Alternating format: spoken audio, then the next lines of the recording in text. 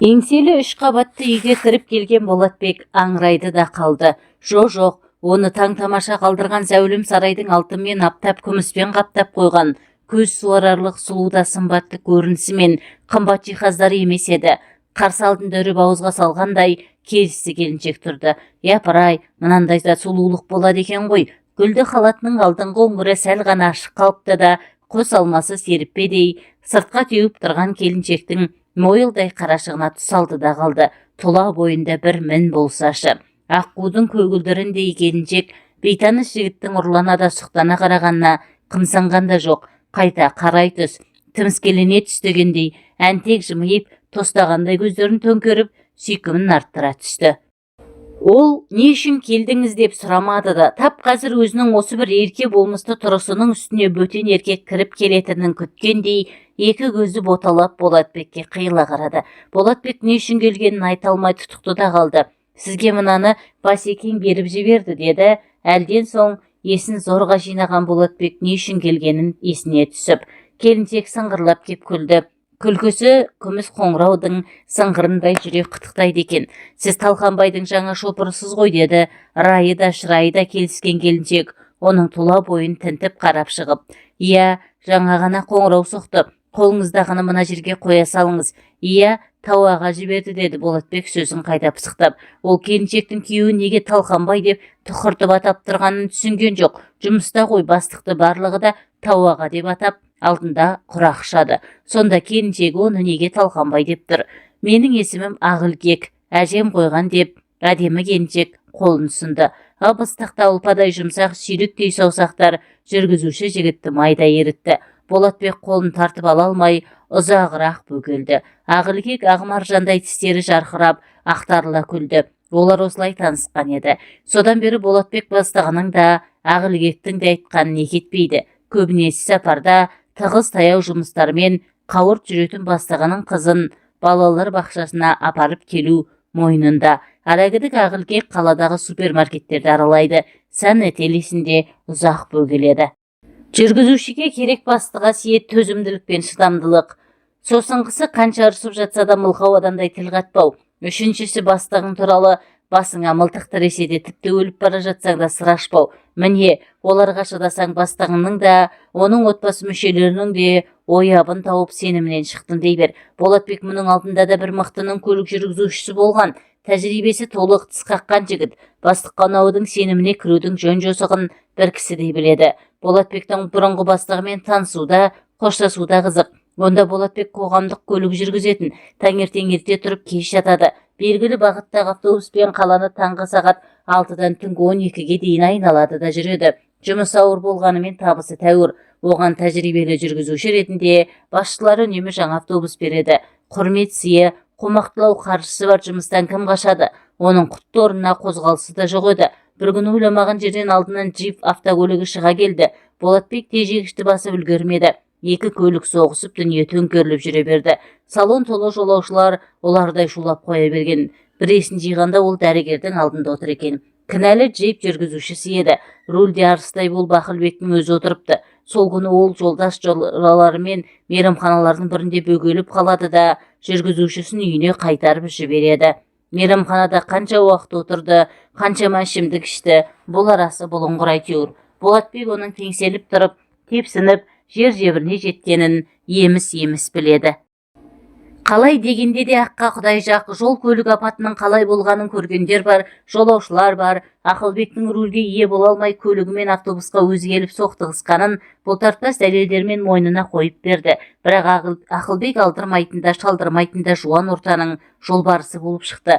Не керек? Ол өзін де Болатбекті де тығырықтан алып шықты. Оған себеп Болатбектің бір сөзділігі. Ол ішкі істер басқармасының тергеушілері, анықтаушылар алдында да, сот отырысында да кінәлі менмін деп тұрып алды. Жоғардағылар үшін бір кісінің апат салдарынан о дүниеге аттанып, бір келіншектің түсік тастап, 2-3 адамның аяқ қолы сынғаны бұйым болыпты ма? Ақылбек судан таза, сүттен ақ болып шыға келді. Дегенмен өзі мәрт жігіт екен, сөзінде тұрды. Болатбекті темір торда көп телміртпей суырып алды. Автобусынан айырылған, жұмысынан қуылған Болатбекті сындарлы сәтте сыр бермеген үшін ұнатып ақ қалыпты. Көп кешікпей өзіне жүргізуші етіп жұмысқа қабылдады. Ақылбек ойға да шапқылады, қырға да шапқылады, неше түрлі қылмыста жатазды, саудасы да жүрді, саунасы да қызды. Болатбек сол бұралаң бұлтарысты, бұқпантайлы тайғанақ жолдардың бірінің де жымын білдірмей, жібін ілдірмей өткелдерден таза даман өткізіп отырды. Бірде Ақылбек тау баурайындағы саяжайында биліктегі түмді орындарда отырған дос-жарандармен үлкен мереке ұйымдастырды. Кілең ығай мен сығай мынандай оңашалықты аңсап қалған ба, көз байланғанша ішіп жеді, қалағандарынша көсіліп бақты, ойнақта салды. Олардың әрқайсысының жанында бір-бір сылқым сұлу бар еді. Не ойлағанын өзі біледі. Бастығы екі күлім көзді бірге ала келіпті. Саяжайда қонып қалатын болған соң екі сылқымның бірін кері қайтаруға шешім қабылдапты. Болатбек, деді бастығы, оны қасына шақырып алып, мына қарындас үйіне жеткізіп сал. Байқа, бір тал шашы түсетін болса менен жақсылық күтпе. О не дегеніңіз, Басеке? Бұлай шыға Гүлбанудың ызадан әлде қызғаныштан тызақтап келе жатқанын аңғарды. Өйткені Басеке мұны емес оны таңдады ғой. Ішіне от түскен Гүлбану ұятты жинап қойып мұның мойнын асыла кеткен. Ішіп алғанымен бұл бой жеткен аса ажарлы еді. Ажарлы адамның даузынан албаты сөз шығады екен ау. Жол жөнекей оның айтпағанын жоқ. Әсіресе Ақылбектің жанында қалып кеткен құрбысы жөнінде аузына келген нақтарды. Салдақы, кәззап, албасты деген теңеулер Болатбектің сөз қорынан баяғыда өшіп қалған екен. Тола бойы тітіркенді. Бір рет кездейсоқ көлік апатын жасап, жүрегі шайлығып қалған Болатбек иығына асылып рөлге жармасқан Гүлбанудан әбден ығыр болды. Бәлдене қарап бұлдана сөйлеп келген Гүлбанудың үйінің тұсына жеткенде және бір қылық көрсетті. Міне қарындас, үйіңізге де жеттіңіз деген Болатбек ойында ештеңе жоқ. Гүлбану көліктен түсе қоймады. Тіпті түсу ойына да келмейтіндей. Кенет ол жүргізушінің мойнына асыла кетті. Болатбектің мойны жыбырлағандай болды. Сөйтсе Гүлбану оны мойнынан сүйіп жатыр екен. Жігіт қыздың құшағынан зорыға босады. Пәтеріме дейін шығарып салмайсың ба, дейді үздігіп. Әне тиіп тұр ғой. Сіз ішке кіріп кеткенше кетпеймін. Сыртыңыздан бақылап тұрамын, деді Болатбек, азарда безер болып. Жігіт емес екенсің, шығарып салуды да білмейсің. Гүлбану темекі тұтатты. Қорықпаңыз, жеп қоймаймын. Үйге түсіңіз. Олар саяжайда сайран салып жатқанда біз немене сыбағадан құралақан қаламыз ба? Болсаңшы енді өкінбейсің, деді Гүлбану мұның қолынан тартып. Шошақай қыздың шолжаң қылығынан мезі болып келген шопыр мына арсыздықты естіп бойын тартып алды. Жоқ деп тартынды ішкі бұрауы мықты бастықтың көлік жүргізушісі. Кешіріңіз, мен асығыс едім. Уақытта бір талай болып қалды. Үйде отбасым күтіп отыр. Сенің отбасың бар екен ғой. Қалай есіме түспеген, деп күлді Гүлбану. Болатбек тосылып қалды. Мына бой жеткен не деп тұр? Есіне түскені несі? Мен оған қашан отбасылымын деп едім, деп ойлады. Сен саяжайда сайран салып жүргенде келіншегің етегіне намаз оқып отырмаған шығар, деп сықылықтап күлді Гүлбану. Болатбек тіксініп қалды. Сен оған тіл тигізуші болма, ол сен сияқтылардан емес, деп тарс кетті Болатбек. Сонда кім сияқтылардан? Білеміз ғой әйел атаулыны. Әсіресе сен сияқты күні-түні бастығының қасынан жетім қозы сияқты жалбақтап қалмайтын жүргізуші сымақтардың келіншектері екі көзі төрт болып босқа жата қоймас. Сондықтан бүгін оны ұмыта тұр. Мен саған әдемі түн сыйлаймын, деді аярланып. Болатбектің қаны басына шапты. Мұндай қорланбас. Ол енді Гүлбанумен кермалдасып тұруды артық көрді. Мына азғыннан іргемді аулақ салайын деп ойлады да, Гүлбануды көліктен сүйреп шығарып, есікті тарс жапты. Өзің бір есің жоқ, дән дұрыс көгме екенсің, жындыбас. Бар кет, мәз боламын дейсің бе? Келіншегіңнің өзгемен тояттап жатқанның үстінен түсерсің. Осы ма еді күткенің, деп Гүлбану түнгі аспанды жаңғыртып, дола шумен айғайға басты. Бәледе машайық қашыпты деген бар. Болатбек мына дүлейден құтылғанша асықты. Ажарлы деген бой жеткен мұнша ашулы, азғын ойлы болар ма? Болатбектің үйге жеткенше қаны тасып, миы солқылдап келді. Ол көлігін қаңтарып, үйіне кіргенде бөлмесінде алаңсыз ұйықтап жатқан жарын көрді. Балаларының бетінен сүйіп, сүйіктісінің жанына келіп жантайды. Келдің бе, деп Зағипа бері бұрылып жатты. Болатбек көпке дейін дөңбекшіп ұйықтай алмады. Арада 2-3 күн өткенде сыртта жігіттермен темекі шегіп тұрған Болатбекті бастығы шұғыл шақыртыпты. Тағы бір жерге жұмсайтын болды ғой, деп темекі қолын күл қоқыс салатын жәшікке тастай салып, алып ұшып жеткен бұны Ақылбек ақиланып, елірме, ожар мінезбен қарсы алды. Болатбек оның тап осылай жарылғалы тұрған сыздауықтай сызданып тұрғанын алғаш көруі. Көздері шапыраштанып, сөздері қотараштанып тұр. Қолдары безгек тиген адамдардікіндей дір-дір етеді. Болатбек дүлей дауылдың қай тұстан соққанын долбарлай алмады. Не жазып қойдым дегендей Ақылбекке аңтарыла қарады. Әй сасық деке, Гүлбанудан не әкеңнің құны бар? Қатын құмар болсаң саған басқа ел құрып қалды ма? неге тиісесің оған деп ұрып жіберердей таптап берген бастығына не деп жауап берерін білмей тосылды. Не істеп қойыппын мен оған деп Болатбек ашына сұрақ қойды әлден соң. Қонақ үйге түсейік, менімен бол депсің ғой. Болатбек аяр адамның өз есіне келгенде аянбайтын білуші еді, бірақ Гүлбанудан тап осындай аярлық күтпеген. Япыр-ай, ындынның ырқы, қызғаныштың құрты осыншама шақар болар ма? Саяжайда қалған сылқымның тоят түн үшін Гүлбану мұны жазалаған несі, түкке түсінсе бұйырмасын. Болатбектің беті өрттей алаулап, нені бүлдіріп қойғанын білмей дал болды. Былай тышқан ініне кіре алмай жүріп құйрығына қандауыр байлапты дегенді білуші ме едің? Өзің мұнда сый салмай жүріп қатанға қырыңдаған неңді алған, оның үстіне Гүлбанудың мен ертіп барғанын көріп біліп отырсың. Сонда не, сен маған қыр көрсетпекпісің? Бастығыңның көңілдесіне сөз айтуға қалай ғана дәтің барды? Сенген қойым сен болсаң дейтін беді, ертең бәлкім кеше ғана саяжайда бірге қонып қойнымды қыздырған Хадишаға да қырыңдарсың. Сенен қорқайын дедім. Боқшаңды жинада қараңды батыр деді Ақылбек, ашудан қалш-қалш етіп. Онымен ерегісіп, барға адам таппайтынын білетін Болатбек ләм мим деместен бастығының бөлмесін босатты. Сөйтіп ойда жоқта Болатбек тағы да жұмыссыз қалды. Енді не істеу керек? Баяғы өзі еңбек еткен, автобаза болса болмаса да маңайына жолатпайды. Қайда барады? Үйіндегі олардай шулап отырған бала шағасын қалай асырайды? Осылай дел сал болып жүрген күндерінің бірінде күтпеген жерден ескі көзтаныс Жұман жолығып қалды. Ол бір таксоркада жұмыс істейді екен. Болатбек, біздің таксопаркке келсеңші, бастығымыз жақсы адам, 2-3 таксистің орны бос, тәжірибелі жүргізушілер керек, бастықпен өзім сөйлесемін деді ол. Сәтін салғанда таксопарктың бастығы ашық жарқын, қақсоқпен жұмысы жоқ жайдары жан екен. Еңбек кітапшасымен танысқан соң сөзге келмей Болатбекті жұмысқа қабылдады.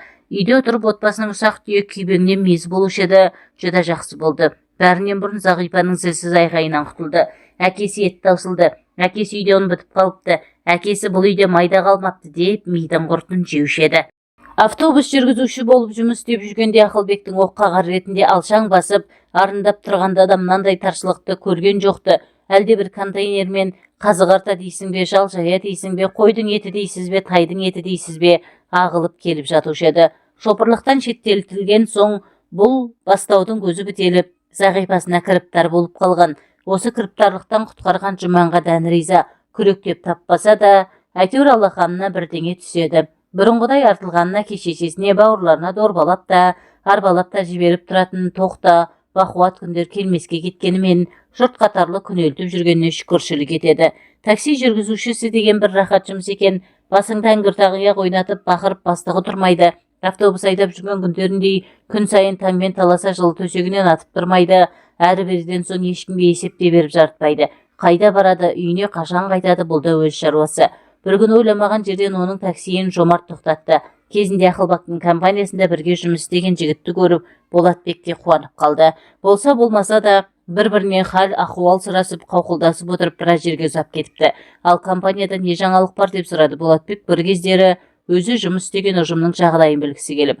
Бәрі де бәз-баяғысынша, өзгерген ештеңе де жоқ. Айтпақшы, Басекең сені сұраған, көрсеңдер маған алып келіңдер деді. Жақсы кездестің ғой деп Жомарт ұмыт қалдырған затын тауып алғандай қуанып қалды. Оның менде не шаруасы бар деп Болатбек иығын қиқан еткізді. Итін біліп пе, бірақ қайта-қайта сұрағанына қарағанда бір зәрулік бар сыңайлы деді. Жомарт та мен қайдан білейін дегенде иығын қушитып. Тағы да сол Гүлбану болмасын деп қалды Болатбек. Гүлбануың кім? Білмейтін бе едің бастықтың көңілдесі? Естісем құлағым керең болсын. Задында бастықтың шопыры құлты берік сандық болуы тиіс. Сыр аштым дегенше серағымнан айырылдым дей бер. Сондықтан шопыр атаулы аузын суға толтырып алған адамдай бұртиып жүреді. Жағашпайды. Ашты екен жағынан да бағынан да айырылады. Бұл Болатбектің көкірегінде көмулі жатқан құпия сыр болатын. Ақылбектен кеткеннен соң ба әлде ескі жараның беті қайта ашылған соң ба, Болатбек абайсызда жасырын сырды ақтарып алды. Алайда Болатбек бұрынғы бастығынан есе қайтарғысы жоқ еді. Қыртты езген жеңеді, езгенді құдайдан безген жеңеді деседі ғой. Ақылбек сияқтыларды сүріндіремін деген ой оның басына шұйықтаса да келмеген. Бірде Болатбек жолаушылар тасып жүріп, бұрынғы жұмыс орнының жанынан өтіп бара жатты. Мені неге іздеді екен деген бір әуес қойса, ол көкейіне келіп қалды.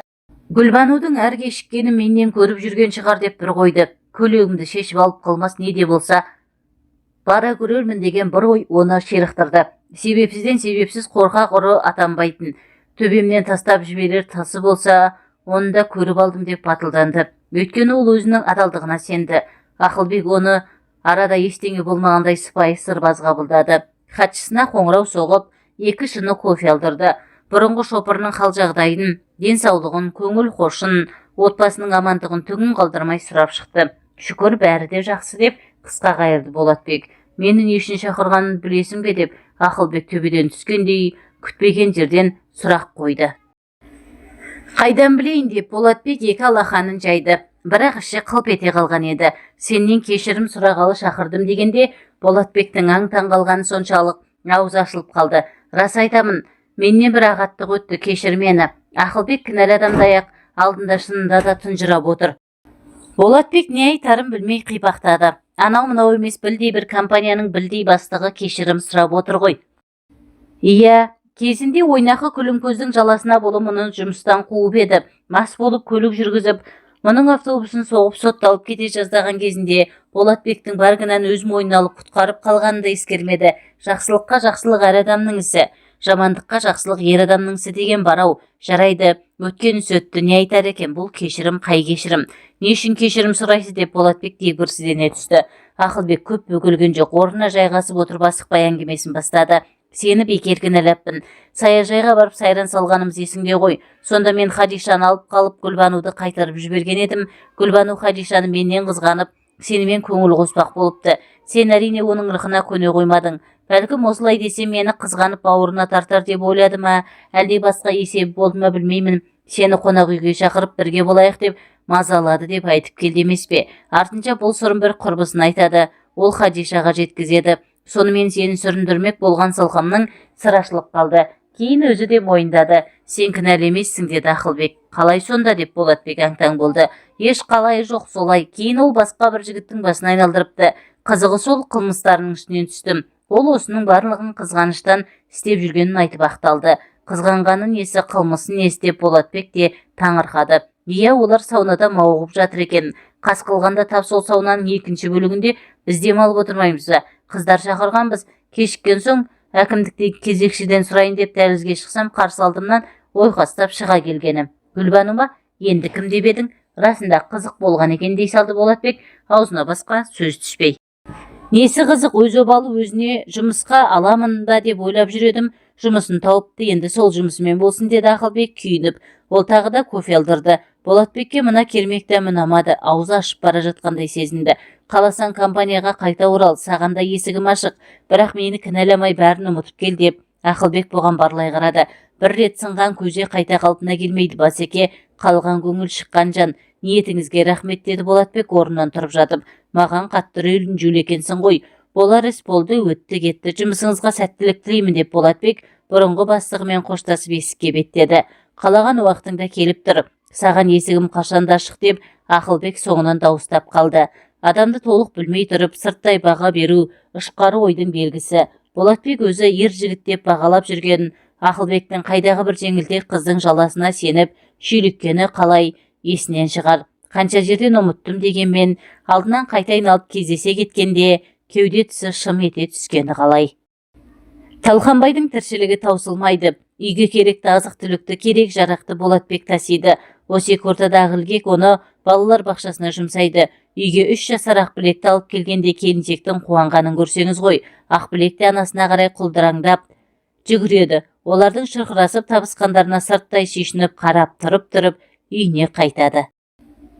Ақылбектен жертезек болып жасып, бұдан бұлай бастық атауына желкеннің шықыры көрсін деп есеп айырылысқан Болатбек ойда жоқта Талғанбайға тап болды. Таксопарк басшысы басқа мекемеге жоғарылап кетті де, орнына келген такси жүргізушілердің күндік өткізетін теңгесін еселеп арттырды. Тапсырыс пен талап үдесінен шыға алмағандар амалсыздан жыл орындарын тастап басқа жерлерден жұмыс іздеп сарсылды. Міне осы тұста Ақылбек бұрынғы шопырынан өзінің досы Тоғымен таныстырған. Өте сенімді жігіт деп мақтауын асырған болары мұны бірден өзін көлік жүргізуші етіп жұмысқа қабылдады. Өмір дегеніміз осылайша бірде сырттан бірде ішін беріп өз арнасымен ағып жатты деген Болатбекті өзде күтпеген өзгешелеу сүрлеу соқпақ күтіп тұреді. Сырт көзге сыр бермегенімен Ақылбектің көзіне тұнып қалған бір мұң бар. Сымбатты да ерке болмысты келіншек әлде біреуді зараға күткенде елегізейді. Оның алаң жарлы көңілінде не бар екенін Болатбек түсінбей ақ қойды. Кейде жадырап жайнап отырып ақ тұңғиық бір терең ойға шым батып торығып қалады. Мынандай дәулет, Талқанбайдай табысты күйеуі, Ақбілектей тәп-тәтті қызы барда басқа бақыт іздеп не керек? Оның көңіл толқынында қандай қайық шарқ ұрып тербетіліп жүр. Әдетте қағанағы қарқ, сағанағы сарқ адамдарда есірік сияқты бір дерт болады. Бәлкім оны дерт деп сипаттауға келмейтін де шығар. Әйтсе де, желкөкірек сияқты әлденеше оларды байыз тапқызбайды. Адамдар шыр біткенде пенде шіркін осылай өзгеріп кете ме екен? Талқанбай аса маңызды шаруасымен әлдеқайда шұғылаттанатын болды да, Болатбек оны діттеген жеріне шығарып салып кері қайтты. Бастығының бұйрығы бойынша біраз затты жола үйіне тастап кетпек. Күн кешкіріп қалған кез еді. Үйге жетемін дегенше қас қарайды. Аспанда күннің көзінде жарқырап ай шыға келді. Есік ашылғанда ай жарығымен Ақылбектің ақ торқын көйлегімен көз көрім жерде күлімсіреп тұрғанын көрді. Ақ көйлегі аппақ денесімен дене болып, құлын мүшесі айқындалып тұр екен. Жібектей толқынды қарашасын бос жібере салыпты. Соңғы кезде көңіл күйі ортайып, жүдеп жүрген Болатбек кенеттен «Япыр-ай, іздегенім осы емес пе еді» деп қалды. Ақылбекте сусаған сезімнің ырқына бой алдырып тұр шамасы. Жігіттің қапелімдегі көңіл толқынын тап басып түсінген тәрізді. Болатбек асқақ арманның қалықтап, заузаңғар биікке көтеріліп кеткенін аңғаратын халде емес еді. Оған мына аппақ ажарлы келіншек ақ торғын көйлекпен алдынан арнайы дайындықпен шыққандай көрінді. Ең ғажабы, сұлулық дегенің сиқырлы бір әлем ғой. Оның алдында түса алмайтын, есін жоғалтпайтын пенде болмайды. Мейлі табиғаттың тұмса сұлулығы болсын, мейлі әйелдің ажарлысы болсын, олармен ұшырасқан жан қорқау озбырлықтың құрбанына айналады. Сұлулық атаулының тек өзі ғана меншіктеп алғысы келеді. Осындай бір лап етпе сезім Болатбектің де бойында бұлқынып жатты. Тіпті есі шығып кеткен соншама ол адамгершілік, имандылық, сабырлық деген ізгі қасиеттердің барын ұмытты. Осылайша көңіл күншуағына шомылып, өзімен өзі болып тұрғанда Ақылбек «Сәлеметсіз бе, осылай тұра бересіз бе?» деп сыңғыр етіп күлген. Ол ұйқысынан шошып оянғандай селк етті. Болатбек Зағирамен сүйіп қосылды. Бүгінде сол махаббаттарының жемісінде екі-үш қара домалағы құлдыраңдап шауып жүр. Қандай әзәзіл еліктірсе де, аяғымды қия баспаймын деп сүйкімді келіншегіне өзіне де уәде бергені бар. Сонда бұл қайдан бас көтерген желкімді желік? Зағирасы барда, ақ махаббаты барда Болатбек донжуан сияқты жігітшілік жасаймын деп әсте ойламайтын. Оның үстіне тауағыдай бастығының келіншегіне көз сұғын қадау қандай айуандық десейші. Болатбек жеп кетерлер жұрағатынан емес, сондықтан лап ете қалатын жалынды өшіріп, қияс ойдан бойын аулақ салғысы келді. Ол бастығының беріп жіберген артық заттарын Ақылбек көрсеткен бөлмеге тасып бітті де тезірек шығып кетуге тырысты. «Бір шыны шай ішіп кетпейсіз бе?» деді келіншекке кенет тіл бітіп. Есікке қарай беттеген Болатбекке. «Жоқ, рахмет. Үйде қожайын бар кезде жайғасып отырып, бәлкім 10 кесе шай ішермін. Бәлесін-ай өзінің». Ақылбек оны қоштағандай күлімсіреп, басын шұлғып қойды.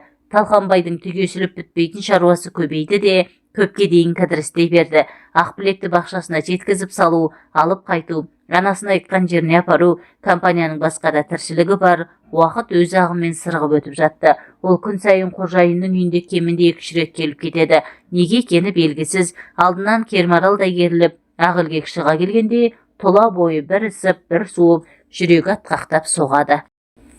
Ойда жоқта Болатбекпен оңашада әз-кем әңгімелесіп қалған. «Ағай», деді Ақбілек бірде көлігіне қарай кетіп бара жатқан мұны кідіртіп. Болатбек не айтпақ екен деп оған жалт қараған. Ақылбектің түрі боп-боз еді. «Ауырып қалмаса игі едім». «Иә, ағай», деді Ақылбек тағы да бөгеліп. Аздан соң бойын жинап алды да «Сізден бір нәрсе сұрайын деп едім», деді күмілжіп. Оның ыңғайсызданып тұрғанын бой айтпаса да белгіледі. «Сұраңыз, ағай, сіздің сыр ашпайтыныңызды білемін. Мұны екеуміз ғана білуіміз керек». Болатбектің іші бүріп өткендей болды. Ақылбек айтсам ба айтпасам ба дегендей ойланып тұрып қалды да, ішіндегі әлдебір күш сыртқа лықсытып шығарғандай батылданып, «Мен Талқанбай туралы сұрайын деп едім. Ол жайлы жөні түзу сөз естімегенім қашан. Құрбыларымнан естіп жатамын. Соңғы күндері сүйек жүрістері тым көбейіп кеткен көрінеді. Компаниядағы бетінің қызылы бір қыздарды құр жібермейді екен ғой», деді қызарақтап. «Қой шырағым», деді Болатбек жұлып алғандай. Ол енді ересек адамдардай салмақ сөйлеуге тырысты. «Тауаға үлкен қызметтегі адам. Ондай адамдарға көре алмайтындар күйе жаққыш келеді. Қайдағы біреулердің қаңғырған сөздеріне құлақ түріп қайтесің. Жел тұрмаса шөптің басы қимылдамайды ғой. Жел сөз, тауағаның теріс қылығын көрсем, көзім шықсын. көре алмайтындар, іші тарлар, қызғаншақтар не демейді, олардың сандырақ сөздеріне құлақ сала берсең, бір күні сені де жолдан тайдырады. Есіңді жи қарағым, тауағаны ұжым түгіл құрмет тұтады, бастарына көтереді, қызметіне түзу келіп түзу кетеді. Әй, біз тегі біреуді сыртынан қаралап жүрмесек, бойымызға аспатпайды, қашан адам боламыз? Қызғаныштың қызыл итін босатып, айтақтап отырғанын не ұтамыз? Ақылгек, ақылың бар адамсың ғой, мұндай қаңқу сөзге сенбе. Ия ағай, сенгім келмейді ақ, бірақ соңғы кездері осы сөз қамысқа тиген өрттей қаулап барады. Осы өрттің жалыны шарпымаса болғаны, деді Ақылгек, жүзін ала қашып. Шарпымайды қалқам, шарпымайды. Оған толық сенемін, деді Болатбек, күтпеген жерден айтылған күдік күмәнді тұншықтырғысы келіп. Бірақ ол өртті де, күдік күмәнді де тұншықтыра алмаған екен. Бықсып жанған қолымта үрлей берсең шоққа айналады. Шоқ өрши келе жалыны бет қаратпайтын от қайналады. Қанша жерден жасырып жабулағанымен Талқанбайдың дон жуандық жігітшілігі жарияла бола бастаған еді. Оқ жарасы жазылады екен, тіл жарасы жазылмайтын көрінеді. Көп жұртқан жылан аяғын көрсетіп алады деседі ғой. Саяжайдан саяжай, саунадан сауна қалдырмаған Талқанбайдың теріс қақпай теріс жолы әшкереленіп те қалған.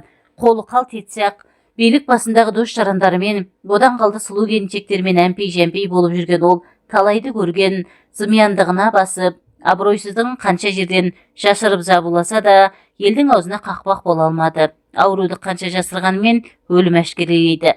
Талқанбай қанша мерет тырысып, аяғының тысырын сездірмейін деп тыраштанып баққанымен, студент қызы жүкті етіп қойғаны, оны жеке пәтерде ұстап отырған туралы сыбыр күздің ызғарлы желіндей сумаңдап, әр бөлмені аралап өтті. Күнде қолмен көлегейлеп тұра алмайсың. Қанша жерден қылтамақ болғанымен, оның сәулесі жалпақ әлемге нұр шашып, таңның атқанын сүйіншілеп жеткізіп тұрады. Шындықта солай. Ақылгек күйеуінің шектен тыс дүние қоңыздығына дал. Дүние қоңыздың іші қашан таза болып еді. Шіркін-ай, Ақылгек кімнің арманы болмады. Бірінші курстың студентіне сұқтанбаған, жаңғалмаған. Тәңірім адамды мұнша сұлу етіп жарата салады екен-ау. Аршын төс, нәркес көз, қиғаш қас, тоқ балтыр, құлым мүсінді қызды одан сайын ажарландыра түседі. Ол Талқанбайдың қарамаған ілінемін деп әсте ойлаған жоқ. Бәленің бәрі курстарсыз жұпардан басталды емес пе? Бір күні ол, менің бір ағам бар, үйіне қонаққа шақырып жатыр, жалғыз баруға ыңғайсызданып тұрмын. Оның үстіне ағатайым, курстастарыңды да ерте кел деген. Талқанбай көкем өте бай тұрады. Ет жеп, сорпа ішіп, бір жырғап қалайық деп қолқалап қоймады. Ақылгектің әуелгіде барғысы келмеп еді, басқа құрбыларды үгіттеп, барайық деп тұрып алды. Бөлмеде бір өзі қалатындықтан Ақылгек амалсыз ілескен. Ол Айсұлуды сонда алғаш көрді. Бет біткеннің сұлуы екен. Майысып жүріп қызмет етті. Мынандай дәулетті бай қуатты адамның келіншегі осындай болуы керек қой деп ой қорытты. Расында жұпардың ағасы мен жеңешесі егіз қозыдай жарасып, бір-біріне әзіл тастап қойып, қонақтарды жақсылап күтіп риза етіп шығарып салды.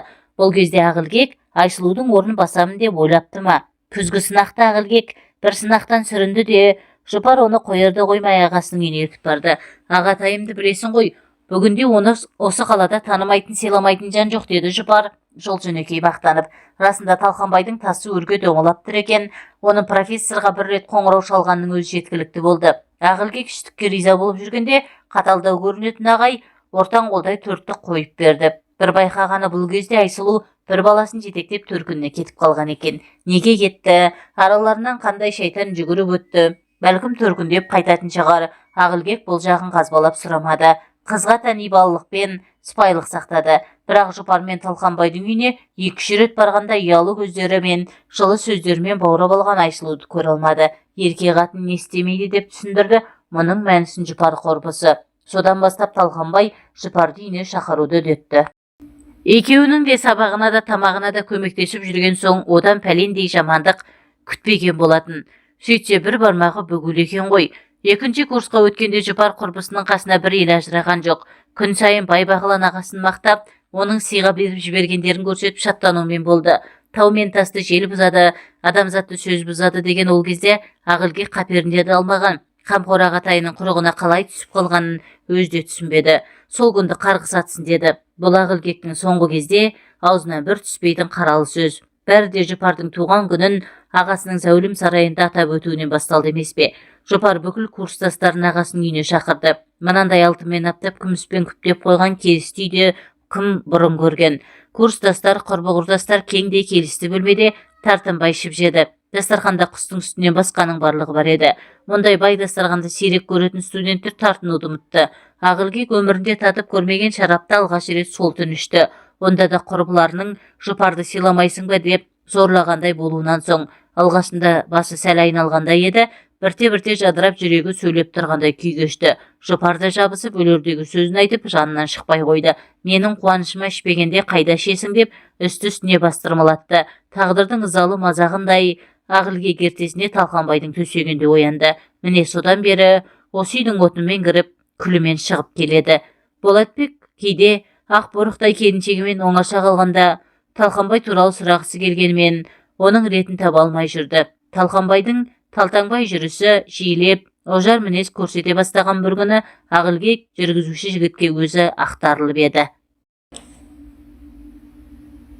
Ол Ақылбектің бір байламға келе алмай жүргенін аңғарды. Ол қандай байлам? Өзегін өкініш өртеген Ақылбек күйіні шуытында жүріп әлденеге ұрынып қалса ше. Осыны ойлағанда жүргізуші жігіттің жүрегі жұлқынды, іш қазандай қайнайды.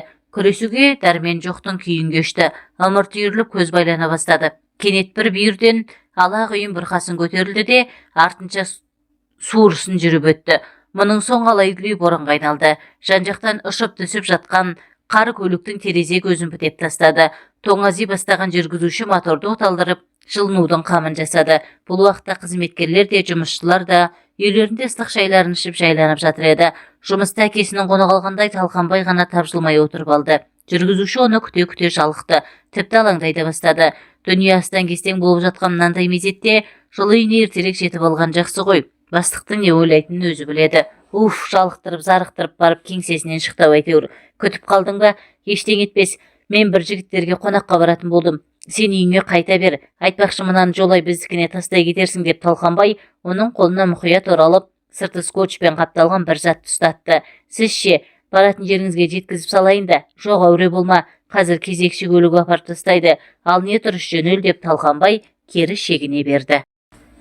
Болатбек бастығының құпия сапарының талайын көрген, сондықтан таңданған жоқ. Бұрқасын басылар емес. Желтоқсанның жентек қары үсті-үстіне төпелейді. Сырттағы бұрқасынан жүргізушінің ішіндегі құйын қатты ұйытқы бүршелене түскен. Ол бұл бұлқыныс бұрқасының қайда бас көтерерін ойлап та жатпады. Есікті әдеттегідей Ақылбектің өзі ашты. Тым кеш қайттыңыз ғой, қарныңызды ашқан шығар деді мұны көрген бетте. Ештеңе етпейді, мұнаны Басекең беріп жіберді, үйге алып кете алмадым, ертең аға келіп тастауға болар еді, кім біліпті. Үйге кірсеңізші, мен шай қойып жіберейін. Құдауанда шейінде күтуге асығып тұратын Болатбек тырп етпей қалды. Бұл жолы Ақылбек жігіттің бөгелгеніне қуанып та құбалып та тұр еді. Мына жерге аяқ киіміңізді шешіңіз деп Ақылбек ішкі бөлмеге кіріп кетті. Әлден соң буы бұрқыраған шайда келіп қалды. О, несін айтасыз, бақуатты адамның дастархан емес пе? Үстел-үсті көздің жауалатын дәмге толы. Бұл олардың алғашқы бетпе-бет отырулар еді. Басекеңді таныс тамырлар тамаққа шақырып, сонда кетті деді Болатбек. Үнсіз отырғаннан бірдеңе деп отыру керек қой деп. Әлгі сайқалына кеткен ғой деп аузынан жалыната күрсінді Ақылбек. Зат әйел емес пе? Әлден соң көңіл әуеніне ырық берді. Бөтен еркекпен отырмын-ау деп ойламады шамасы. Көз жасы сорғалаған күйде ашына сөйледі. Әйелдің әлі көз жасына ғана келеді ғой. Тұншыға жылап алмаса шемен шері тарқатылар ма? Бәлкім Болатбекке мұң шақсыққысы келген болар. Болатбек оны қалай жұбатарын білмей абдырады. Осылай отырып Ақылбек жігіттің иығына басын сүйеді. Болатбек мынандай жұмсақ та жұпар иісті шашты алғаш рет дәл иегінің астынан көріп отыр. Ол келіншегінің шашынан иіскеді. Бұрын ол Ақылбектің қолын алуға да именетін еді. Бұл жолы қорыққан жоқ. Бойын бір батылдық биледі. Бұдан арғысы еміс-еміс есінде қалыпты. Ақылбектің шоқ шашқан шие еріне сүліктей жабысқаны жадында. Сосын соншалықты жалынмен жігітке бой ұрған келіншек бойындағы бар қызуын ірке алмаған. Әйел табиғаты жұмбаққа толы, тыйым салынған тамырдың дәмін татып, әбден құмарынан шыққанша тоятынан тартынбайды. Бұл жолда қанша қиналғанмен шыдап бағады. Ақ ұлпадай аппақ төсек, ақсазандай толықсыған келіншек, толқындай төгіліп жатқан жұпар шаш, көріктей көтеріліп басылып тұрған қосанар, Ақылбектің құшағы барып тұрған от екен. Болатбектің құр сүлдері ғана қалды. Әлден соң құмарлықтың әбден шегіне жетті шамасы. Келіншек бар даусымен айғайлап жіберді. бой болып терлеген Болатбек әлден соң келіншек үстінен сусып түсті. Қыстың талмауыр түні қашанда ұзаққа созылады. Бұл түн олар үшін қас қағымдай ғана уақытта өте шыққандай. Тас қараңғысында Болатбек ыстық құшақта қанша қимаса да орнынан амалсыз тұрды. Ол келіншектің от бүркеген аузынан шие ернен ұзақ сүйді. Ақылгек ағыл-тегіл жылап қалды. Ертесіне Болатбек жұмысына әдеттегісінен кеш барды. Оған Талқанбайдың уыз қатынның құшағынан кеш босап қайтқанын себеп еместі. Ол бір байламға тоқтаған болатын. Көп ойлаған ол жұмыстан босату жөнінде өтініш жазды. Оның жүрегін мазалаған, көзіңді ойып берсең де дос көңілін қалдырма деген тәмсіл болатын. Қанша жерден жүрісі суық, ісі бұлыңғыр дегенмен Талқанбай өзіне қандай қысастық жасап еді. Ай сайын көтеріңкі еңбегі алады, 90 сайын сыйлықтан да құралдақан қалмайды. Сұраған жағына жібермей қалған кезі жоқ. Ол жайлы жұмысты қаланы мың айналса да табу қиын. Сондықтан әріптестері бекер кетіп бара жатырсың деп өкініш білдірді. Болатбек көлігін инженерге тапсырып, бухгалтериядан тиісті еңбек ақысын алды да ғимараттан суыт шығып кетті. Талқанбай оның жұмыстан суық шығып кетуінің себебін түні бойы сарсылдатып күттіріп қоюымнан деп жорыды. Бұлайшыға иығынан ауыр жүк түскендей жеңілдеп қалды. Ол енді Ақылгектің есігін ешқашан бұрынғысынша еркін қаға алмайтын ойлап қамықты. Іші удай ашыды. Әлден соң өзінің жылап келе жатқанын аузына түскен кермек дәмнен білді. Жігіт те жылай ма екен? Әкесі көшеден жылап келгенде оған үнемі осылай деуші еді. Қалтасынан жалма-жан дәш орамалын алып көзін